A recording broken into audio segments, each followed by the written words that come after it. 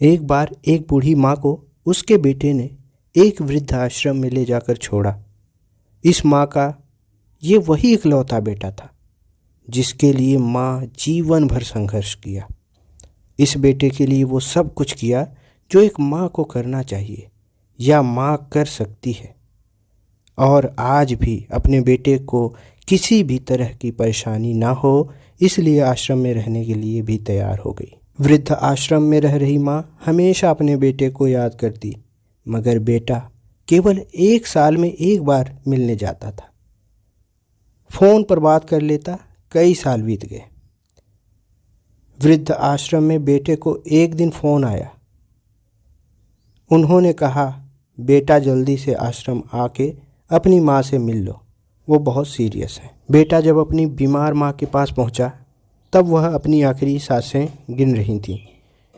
बेटे ने अपनी माँ से उसकी आखिरी इच्छा पूछते हुए कहा, माँ मैं तुम्हारे लिए क्या कर सकता हूँ, बताओ। माँ ने कहा, बेटा इस आश्रम में गर्मी और मच्छर बहुत ज़्यादा है, यहाँ पर कुछ पंखे लगवा देना। फ्रिज ना होने की वजह से हम बूढ़ों को कभी कभी खाली पेट सोना पड़ता है, क्योंकि किसी का दिया हुआ खाना खराब होने से नहीं बचा पाते, तो इस आश्रम के लिए 1-2 फ्रिज भी खरीद कर दे देना। बेटे ने अपनी माँ की सारी बातें सुनी और अपनी माँ से पूछा, आपने इतने साल यहाँ पर निकाल दिए पर आपने कभी भी ये बातें मुझसे नहीं कही, और आज जब आपके पास टाइम नहीं बचा है तब आप यह सब क्यों कह रही हैं। माँ ने बेटे को जवाब देते हुए कहा, बेटा मैंने गर्मी, भूख और पीड़ा सहन कर लिया, लेकिन मुझे पता है जब तेरे बच्चे तुझे यहाँ छोड़कर जाएंगे तब तू यह सब सहन नहीं कर पाएगा, इसीलिए तेरी सुविधा के लिए यह सब लगाने को कह रही हूँ।